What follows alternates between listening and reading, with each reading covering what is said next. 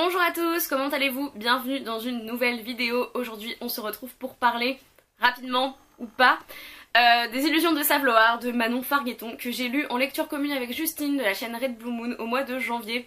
Et en fait ce livre m'a tellement trotté dans la tête pendant tout le reste du mois de janvier jusqu'à maintenant que j'avais envie d'en faire vraiment une review, une chronique pour dire tout ce que j'avais aimé dans ce livre, puisque c'est un énorme coup de cœur de ce début d'année 2019. Il m'avait été dédicacé par Manon Fargueton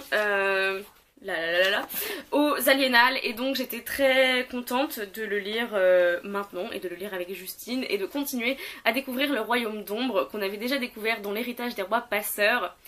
Dans l'Héritage des Rois Passeurs, on suivait une personne qui s'appelle Enora, qui venait de notre monde et qui allait dans leur monde en ombre pour rétablir une espèce d'histoire de royauté avec les rois passeurs justement, etc. Dans ce livre, on se situe au moment... Ça commence au moment où Raven, qui est le deuxième personnage principal féminin de l'Héritage des Rois Passeurs, s'est enfui du royaume d'ombre, du royaume d'Astria. Je ne sais toujours pas trop de dénomination de ce royaume, bref, du gros royaume là qu'on suit. Et du coup, elle s'était enfuie, on le sait dans l'Héritage des Rois Passeurs, elle s'était enfuie avec quelqu'un. Et là on va suivre la personne avec qui elle s'est enfuie, mais qui se sont séparés après être arrivée dans ce nouveau pays. Et l'un des personnages principaux du coup c'est Fel, qui est l'espèce de servante avec qui elle s'était enfuie, voilà, 10 ans auparavant, l'intrigue de l'Héritage des Rois Passeurs. Et d'abord je vais essayer de vous faire un résumé rapide. Du coup on va suivre Fel, qui est une esclave. Voilà, elle a été mise en esclavage parce qu'elle a pas fait gaffe en arrivant dans ce nouveau pays, et elle s'est faite avoir. Et en fait l'une des premières scènes, c'est un docteur qui s'appelle Hamzan, qui vient pour acheter des esclaves pour le chef du harem local, de son maître, voilà, pour son maître. Et il va choisir plusieurs esclaves qui vont devenir les personnages principaux des Illusions de Saveloar. On a notamment le deuxième personnage vraiment principal qui est Blue, qui est une jeune magicienne, voilà, qui n'a pas, plus ou moins pas encore déclaré ses pouvoirs parce qu'elle est très jeune. Et donc on va les suivre dans ce harem qui est horrible parce que c'est un harem et qu'on n'est pas en young adult, c'est-à-dire que ça va pas être un truc super cool où en fait elle séduit le chef du harem ou je sais pas. Non, non, non, non, non, pas du tout. Ce mec est un... Ah, il adore, enfin il est tellement cruel, il adore torturer sexuellement ses esclaves et tout, et... Ah, voilà, c'est chouette, franchement c'est... on adore. Et à un moment donné, évidemment, vu que ça s'appelle les Illusions de Saveloar, elles vont être sauvées, recueillies par les magiciennes de Saveloar, qui sont une faction rebelle de la magie. Au départ, il y a bien des années, même des centaines d'années, elles étaient avec les magiciens du clos, c'est-à-dire les magiciens officiels du royaume. Et en fait, les magiciens les ont bannis parce que ce sont des femmes et que c'est pas des magiciennes, c'est des sorcières, pourquoi elles ont des pouvoirs, c'est pas normal, il faut les tuer. Toi t'es là, what? Pardon? Et donc elles se sont réfugiées dans la forêt de Saveloar, qu'elles défendent depuis des centaines d'années avec leurs illusions, les Illusions de Saveloar, contre les magiciens du clos qui essayent de rentrer pour les tuer.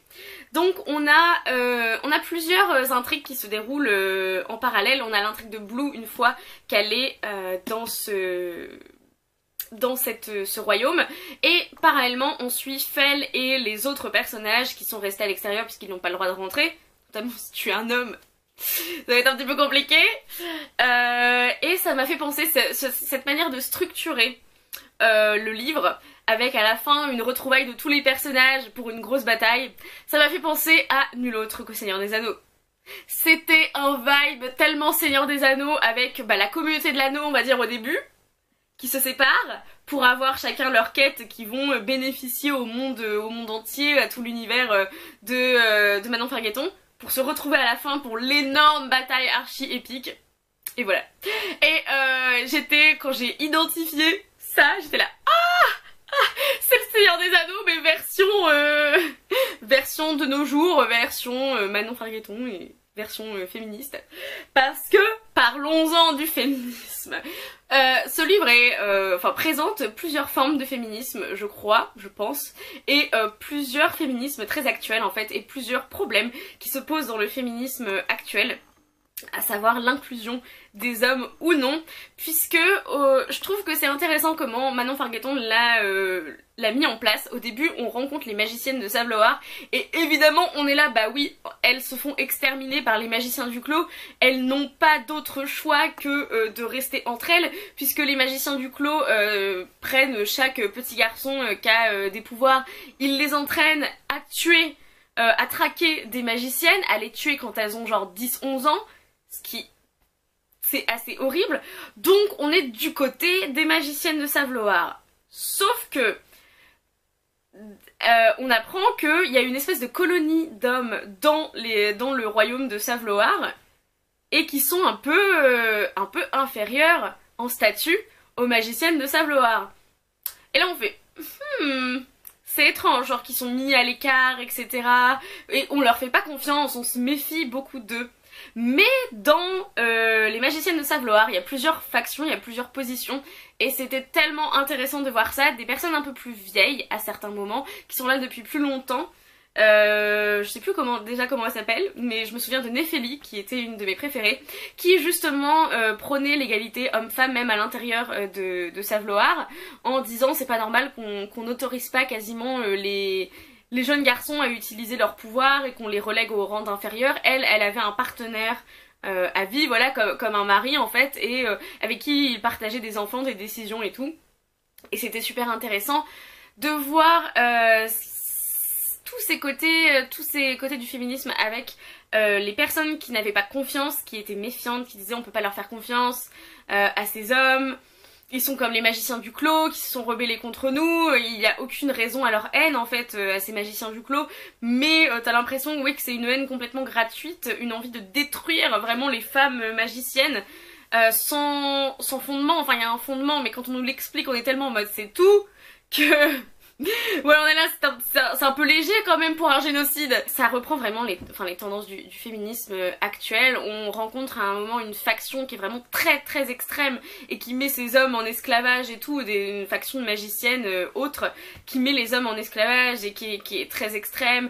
Et en fait on comprend bien au fur et à mesure que ces femmes elles ont eu le cerveau lavé, c'est-à-dire que quand on les touche, quand on essaye de les tuer, voilà, quand on les blesse, elles ne crient même pas, elles ont pas l'air de sentir la souffrance, donc en fait elles sont complètement manipulées et elles sont complètement inhumaines en fait, elles sont perdues de leur humanité et je trouve ça beau qu'on montre que à la fois les hommes qui traitent, qui font un génocide sur les femmes, sur les magiciennes ont perdu leur humanité, mais aussi les femmes qui traitent les hommes comme de la merde et comme des esclaves ont aussi perdu leur humanité. Donc je trouvais que ça remettait les pendules à l'heure, les points sur les i, les barres sur les t. C'est un féminisme auquel j'adhère complètement et j'ai adoré qu'on puisse explorer et avoir un féminisme aussi ouvert dans un livre de fantasy. Voilà. J'ai été très heureuse de pouvoir avoir des réflexions féministes dans un livre de fantasy et sans que ça impacte l'histoire dans le sens que ce soit trop lourd ou que ce soit seulement ça le sujet. J'ai beaucoup aimé le fait que ça prend son temps pour développer l'intrigue et les qualités d'un personnage puisque effectivement il y a une dizaine d'années qui se passent dans ces 860 pages et donc on voit les personnages évoluer, on voit les personnages grandir et par exemple on a le personnage de Fel qui est une ancienne servante et après une ancienne esclave, donc elle n'a jamais été formée aux armes et c'est pas on lui donne une épée dans la main et ça y est c'est la meilleure escrimeuse, ça se dit pas le meilleur escrimeur, le meilleur botteur de tout le royaume, non. C'est-à-dire qu'elle apprend pendant 5 ans je crois comment se battre. Donc en fait à la fin elle sait se battre, mais il y a une raison, c'est parce qu'elle l'a appris pendant 5 ans. Donc j'ai été très heureuse parce que j'en ai assez de tous les personnages qui savent se battre sans aucune raison en fait. Ça m'énerve tellement. Un de mes personnages préférés, très honnêtement, c'est un des magiciens du clos. Je dirais pas son nom parce que sinon ça va vous spoiler.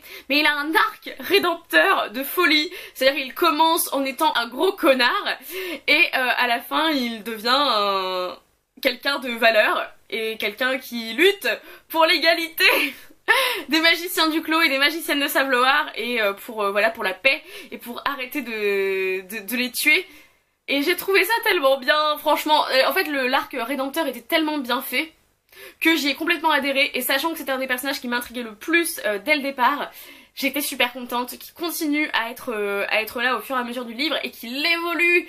Voilà, on nous montre une espèce de gros misogyne qui évolue sur ses positions et qui devient quelqu'un de tout à fait normal et qui n'a pas envie de tuer chaque femme magicienne qu'il rencontre. Et j'étais très heureuse de ce changement, qu'on puisse voir aussi l'évolution d'un personnage masculin qui part du bas de l'échelle pour se hisser vers un des personnages vraiment que j'ai le plus aimé dans ce bouquin. Donc bravo Manon Fargueton. La dernière chose que j'ai à dire, c'est que j'ai pas spécialement été fan de l'héritage des rois passeurs à cause des personnages en fait que je n'aimais pas du tout, mais j'avais adoré l'univers, et donc évidemment j'ai retrouvé l'univers, j'ai retrouvé le système de magie, le système de royauté, etc. Et ça m'a beaucoup plu en fait, et c'était vraiment les personnages que j'avais pas aimés, parce que j'ai beaucoup aimé la plume de Manon Fargueton, j'ai beaucoup aimé son univers, donc j'étais très contente. On se demandait si ça arriverait avec Justine ou pas quand on le lisait, mais aux 2/3 du bouquin, les deux histoires se rejoignent en fait. L'histoire de l'héritage des rois passeurs et l'histoire des illusions de Savloar se rejoignent au moment, enfin voilà, on a des petites scènes qu'il y avait dans l'héritage des rois passeurs et on est là. Et moi en fait quand j'ai commencé à tout comprendre, j'étais trop contente, ça m'a fait l'effet de oui. Donc voilà, c'est à dire que oui effectivement c'est un tome compagnon, mais je pense qu'il faut mieux avoir lu l'héritage des rois passeurs avant, je dirais. Je sais pas, j'ai préféré dans ce sens là, si j'avais lu d'abord ça, je me serais encore moins intéressée au personnage de l'héritage des rois passeurs. Je suis désolée de dire ça, hein, mais c'est vrai. Comparé aux personnages des illusions de Savloar, ils sont beaucoup plus fades. Voilà, c'est mon avis. Et le dernier point positif de cette lecture, c'était effectivement que je l'ai lu en lecture commune avec ma petite Justine de la chaîne Red Blue Moon. Et c'était super de pouvoir partager ça avec elle, puisque on essayait d'avancer plus ou moins au même rythme, et on a pu vraiment en discuter à fond. Et sachant qu'on l'avait acheté presque en même temps, qu'on l'a fait dédicacer en même temps aux Aliénales, c'était voilà, la boucle est bouclée, le cercle est complet, et c'était génial de pouvoir le lire ensemble. Je vous recommande énormément Les Illusions de Savloar de Manon Fargueton, puisque c'est un livre de fantasy adulte francophone qui est génial. Voilà, je l'ai tout simplement adoré. Je ne m'attendais pas à l'aimer autant, soyons très sérieux, sachant que le premier livre de l'autrice avait pas été un énorme coup de cœur pour moi, mais je suis heureuse du coup d'avoir pu l'aimer et d'avoir adhéré complètement à tous ses personnages, tous ses messages, tout son univers, sa plume. Voilà, je suis conquise, comme vous l'aurez compris, c'est mon premier coup de cœur de cette année 2019. Si vous avez envie de le lire, si vous l'avez déjà lu, qu'est-ce que vous en avez pensé, dites-moi tout dans les commentaires, et en attendant une prochaine vidéo, lisez bien, amusez-vous avec vos lectures et bisous.